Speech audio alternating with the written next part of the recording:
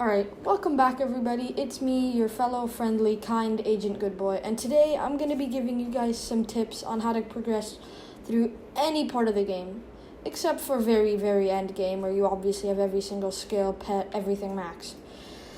And I know I might not seem like the most trustable person, but trust me, I will give reasoning to these methods or suggestions that I have. Let's start off with number one, which is perfect because I'm already here. Diversify your minions. I know I right now have clay minions, but that's because fishing is literally pain to do. So it makes no sense to fish until you're a mediocre fishing level because you'll have access to no good gear and you'll have a literal sea creature chance of 0. So I right now have a bunch of clay minions down, but I had a couple combat minions down, a couple mining minions down because, those also give. Obviously, if you need farming, then I think melon is pretty obviously the way to go.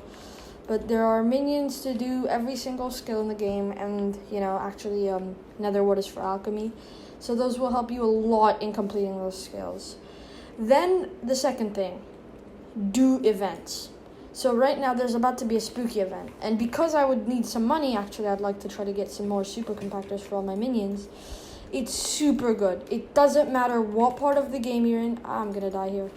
But they are going to help you. Your events will help you a lot because the spooky event is an easy way to make 1 million coins no matter where you are in the game. Same with the Jerry event. You can make 1 million coins.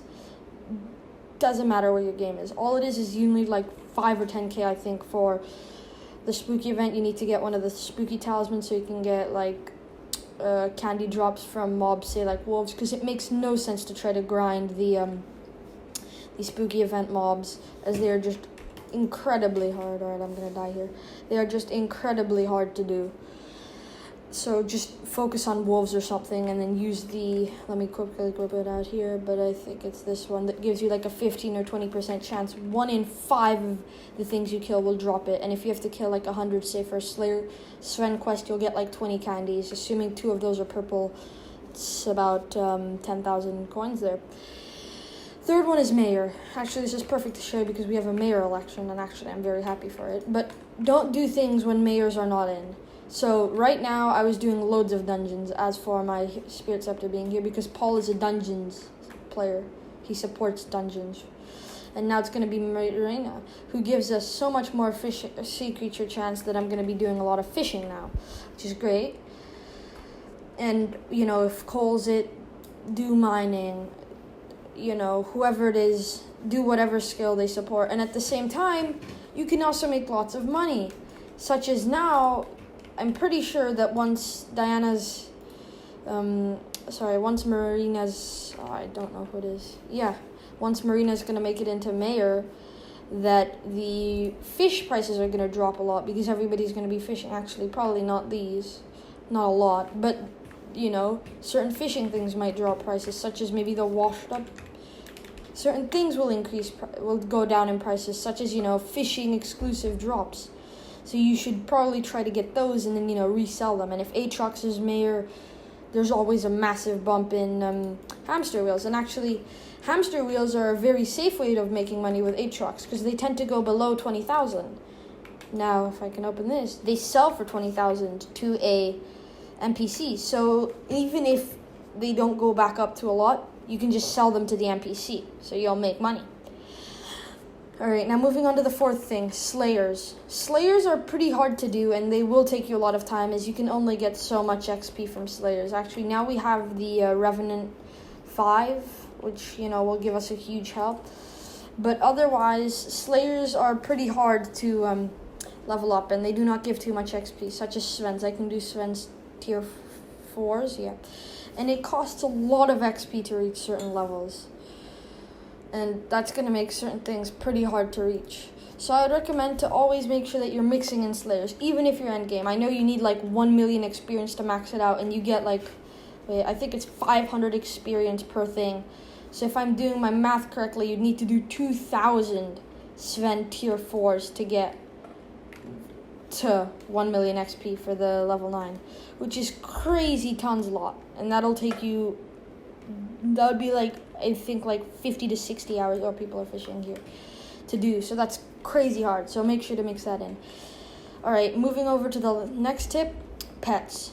So pets are a pretty important thing because not only can they give you a little bit of extra magic find, but also they have good and important skills. But make sure to level up pets when it is their thing. So level up the silverfish pet when you're mining, or say the grandma wolf pet when you're doing combat. Well, the skeleton horse makes no sense to level up. I only have it to get into certain places. And the rabbit pet while you're farming. The sheep pet I currently have XP shared because alchemy is a hard thing. But I'm going to use that in dungeons. And make sure to take advantage of your pet's abilities and when they will gather bonus things. And try to keep it so you nearly always have at least one pet on an XP share. Because that'll make sure that, you're always making the most of your XP. Because you only ever collect so much XP, and buying level 100 pets just so happens to be a very expensive thing. Alright, moving on to number 6, which is money. So, making money is a pretty hard thing, and money-making methods, when they come up and they're big things, they'll go down in price, such as right now, actually. A great money-making method is breaking sand at the desert island, as now there's sand there that you can actually break. And the economy has not yet decreased to the point where it'll be relative to how easy it is to get sand. I did this morning, and I think I got 2.3 million coins from just an hour of breaking sand. So that's an easy money-making method right now. But if you're a less active player, say somebody who can't play every day, you can put stuff into your bank because interest. Like on just 250,000 approximately, I will get about 5,000 coins interest. Obviously, if you have more, you can make upwards of $250,000 in interest, which is great because it's a passive thing. You don't even need to log on for that to happen, and that's going to be great money for those people who don't really play every day and who aren't YouTubers and who can't do that every single day. All right, next tip, trading. Trading is a very big aspect of the game, and I'm going to focus more precisely on how to not get scammed, as if you've seen my last video, I've lost a lot of money into it. And I know people, such as one of my friends, who's just recently lost a full Y set into the gold nuggets trade. Now, let me show you what that is. Number one, there's a couple things you can do. Number one, I have this thing enabled, which shows me the rarity of things, so I won't get scammed, say, getting, a recomped item and being told that that's a different item. Or, getting gold nuggeted on, which is the thing of when, say, if something would have been worth 3 mil, I would have taken 3 of these, given it to you, and if you wouldn't have seen it, and if you wouldn't have checked it, you would have thought, 3 million coins, alright, and accepted it, and that's what happened to my friend. So to do that, there's a couple things you can do. Not only can you say things like NEU, whereas even if you're in a trade, you could say, search up something, say they're giving you a Dragon Hunter item, and they're saying Dragon Hunter is worth a lot. You could check how much Dragon Hunter's worth, and it's worth 17 mil. So if they try to tell you that it's worth 25 mil, you can tell them it's not, and that helps you to avoid getting scammed. Also, NEU has this cool thing which on the side tells you how much money they put in, so if they put in coins. Otherwise, it's a bit inaccurate, which tells you how many coins they have in it, which helps you with knowing to not get scammed because, say, they put less coins than they said because the game rounds up. So they could have put 2.5 mil coins and it would have said 3 there. All right, moving on to the next thing, talismans. Talismans, or talisman, depends on how you say it, give very good buffs. And their reforges are also very important.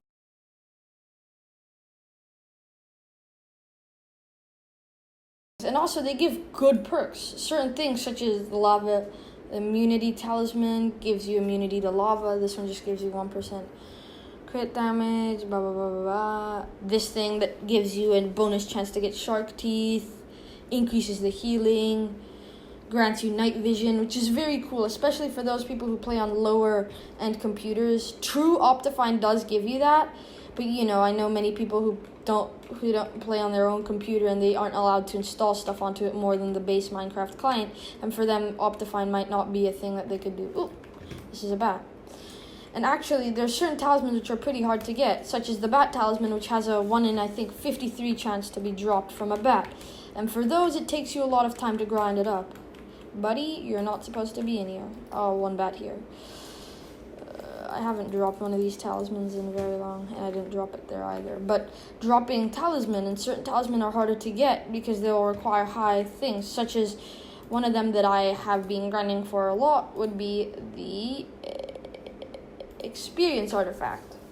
which is not only is it well, it's not very expensive, but it's kind of expensive, but it's also kind of hard to get because it's at a very high level, and certain talisman are pretty hard to buy and not many people sell.